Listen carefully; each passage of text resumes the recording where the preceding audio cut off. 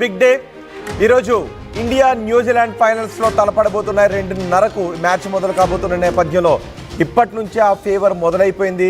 ఎప్పుడైతే భారత్ ఫైనల్స్ కు చేరిందో అప్పటి నుంచే ఆదివారం కోసం జనం ఎదురు చూస్తూ ఉన్నారు.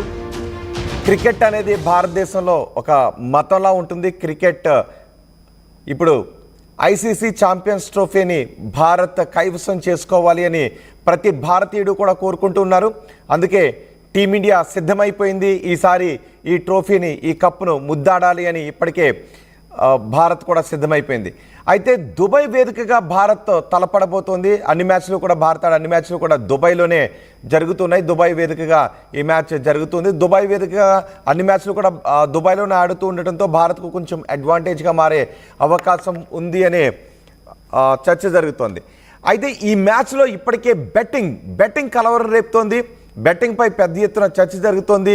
బెట్టింగ్కు పెద్ద ఎత్తున తెరలేపారు. దుబాయ్ వేదికగా భారత్ న్యూజిలాండ్ తలపడబోతున్న సందర్భంలో కీ మ్యాచ్ నేపథ్యంలో భారీగా బెట్టింగ్ జరుగుతుందని కూడా తెలుస్తోంది.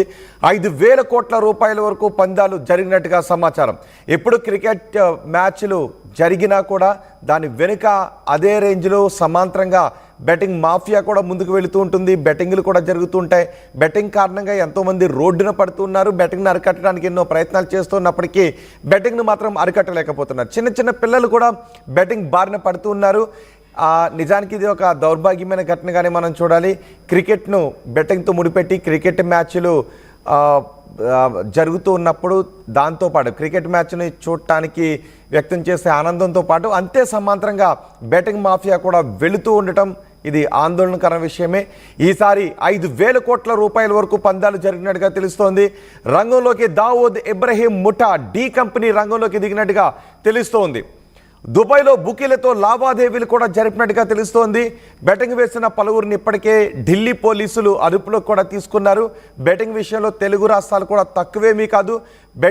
క్రికెట్ మ్యాచ్ జరుగుతూ ఉన్నప్పుడు ఫోన్లలో చాలామంది బిజీగా ఉంటారు. ఎక్కువ మంది టీవీ సెట్లకు అతుక్కుపోయి ఆ క్రికెట్ మ్యాచ్ను బాల్ని రన్ని ఎంజాయ్ చేస్తూ ఉంటే ఎక్కువ మంది ఫోన్లలో మాట్లాడుతూ ఉంటారు. ఫోన్ సెట్ల ఒకవైపు టీవీ సెట్లకు అతుకుపోయి ఫోన్లో మాట్లాడుతున్న సందర్భాలు మనకి ఎక్కువగా కనిపిస్తూ ఉంటాయి. అంటే ఆ మ్యాచ్తో సమాంతరంగా బెట్టింగ్ మాఫియా కూడా వెళుతుంది. ఎక్కువ మంది మనకు కనిపిస్తూ ఉంటుంటారు.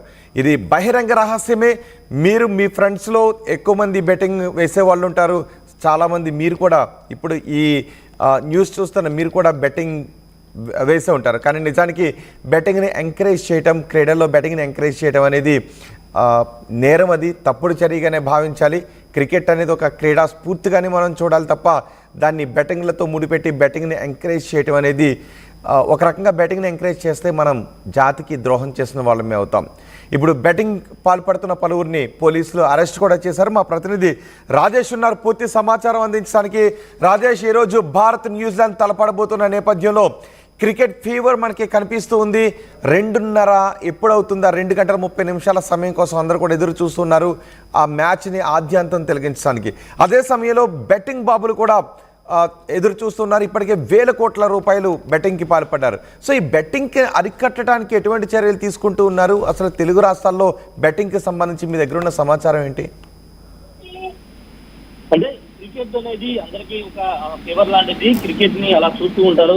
దేశం మొత్తం, తెలుగు రాష్ట్రాలతో పాటు దేశం మొత్తం కూడా క్రికెట్ ని ఎంతో ఇష్టంగా చూస్తూ ఉంటారు. అది ఇప్పుడు కాదు, ఎన్నో దశాబ్దాలుగా వస్తున్నటువంటి ఇష్యూ. అయితే ఇప్పుడు గత 10-15 సంవత్సరాలుగా క్రికెట్ ఎంత ప్రావీణ్యం పొందిందో దానికి 10 బెట్టింగ్ అనేది ప్రావీణ్యం పొందింది. ముఖ్యంగా తెలుగు రాష్ట్రాల్లో గ్రామ స్థాయి నుండి కూడా, అంటే ఇంతకుముందు పట్టణాలకు పరిమితమైనటువంటి బెట్టింగ్ ఇప్పుడు గ్రామీణ స్థాయిలో కూడా బెట్టింగ్ వ్యవస్థ వెళ్ళిపోయింది. మొబైల్స్ ద్వారా ఆన్లైన్ బెట్టింగ్ లేకపోతే ఇతర బెట్టింగ్లు పెద్ద ఎత్తున జరుగుతున్నాయి. జనరల్ గా ఇండియా ఏ మ్యాచ్ ఆపోజిట్ ఏ టీం ఉన్నదనేది పక్కన పెడితే ఇండియా మ్యాచ్ ఉంటేనే ఖచ్చితంగా బెట్టింగ్ అనేది జరుగుతూ ఉంటాయి. అందులోనూ కొంత బలమైన టీంలు, ఆపోజిట్ గా బలమైన టీంలు ఉంటే బెట్టింగ్ జరుగుతాయి. ప్రస్తుతం ఐసీసీ ఈవెంట్ అయినటువంటి కీలక ఛాంపియన్స్ ట్రోఫీలో అందులోనూ ఫైనల్ మ్యాచ్ ఇండియా న్యూజిలాండ్ తలపడబోతున్న నేపథ్యంలో గత వారం, అంటే ఇండియా ఎప్పుడైతే ఫైనల్కి వచ్చిందో అప్పటి నుండి బెట్టింగ్ మాఫియా పెద్ద ఎత్తున బెట్టింగ్ పాల్పడుతుంది. ముఖ్యంగా అంతర్జాతీయ స్థాయిలో పేరుగాంచినటువంటి డి కంపెనీకి సంబంధించినటువంటి దావూద్ ఇబ్రహీం సంబంధించినటువంటి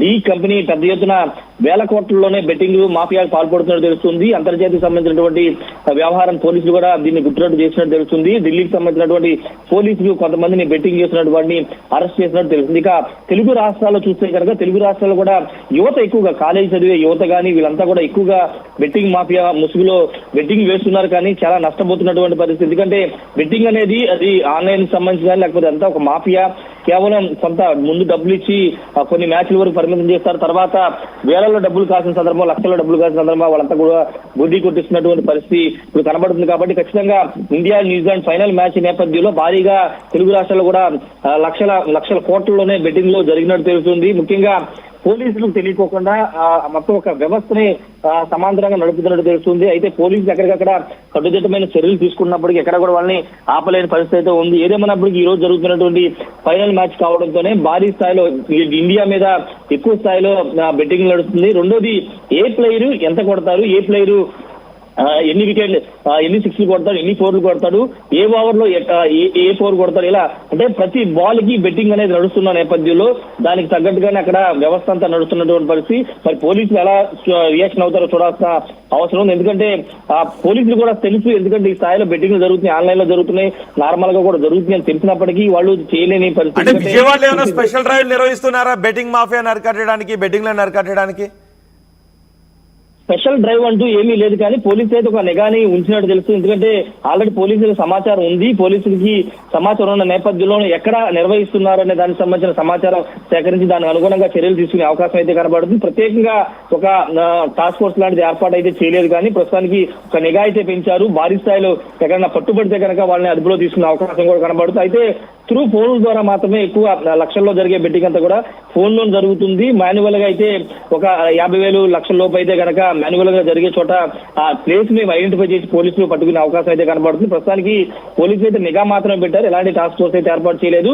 కానీ పోలీసులు కళ్ళు కప్పి లక్షల కోట్లలో బెట్టింగ్ అయితే తెలుగు రాష్ట్రాలు ఈ రోజు జరుగుతుంది. Rohit right Rajesh, ICC champions ట్రోఫీలో ఈరోజు ఫైనల్స్ మ్యాచ్ భారత్ న్యూజిలాండ్ మధ్య జరగబోతోంది 2:30కు దుబాయ్లో. అయితే ఈ మ్యాచ్లో ఇండియా గెలవాలి అని యావత్ దేశం కోరుకుంటూ 2:30కు ఈ మ్యాచ్ను ప్రత్యక్ష ప్రసారంలో చూడటానికి ఏర్పాట్లు చేసుకుంటే బెట్టింగ్ మాఫియా కూడా అదే స్థాయిలో ఏర్పాట్లు చేసుకుంటోంది. నిజానికి బెట్టింగ్ అనే దాన్ని దేశద్రోహం కింద పరిగణించాలి అని చాలామంది అంటూ ఉన్నారు. బెట్టింగ్ అనేది ఎన్నో కుటుంబాలను రోడ్డు మీద పడేస్తోంది, ఎంతోమంది ప్రాణాలను తీసేస్తోంది. కాబట్టి బెట్టింగ్ను దేశద్రోహం కింద పరిగణించాలి అని చాలామంది చెప్తున్నారు. బెట్టింగ్కి పాల్పడే వాళ్ళను కఠినంగా శిక్షించాలి, బెట్టింగ్ లాంటివి చోటు చేసుకోకుండా స్పెషల్ డ్రైవ్లు నిర్వహించాలి అని. సో మీరేమనుకుంటున్నారు బెట్టింగ్ గురించి? మీ అభిప్రాయాన్ని, క్రికెట్ బెట్టింగ్ గురించి మీరు ఏమనుకుంటున్నారు? మీ అభిప్రాయాన్ని కమెంట్ బాక్స్లో తెలియచేయండి. నిజానికి క్రికెట్ మనం క్రికెట్ లాగే చూడాలి, ఇండియా గెలవాలి అని కోరుకోవాలి. క్రికెట్ మ్యాచ్ని చూడటానికి ఎలాంటి ఏర్పాట్లు చేసుకోవచ్చు, కానీ క్రికెట్ మ్యాచ్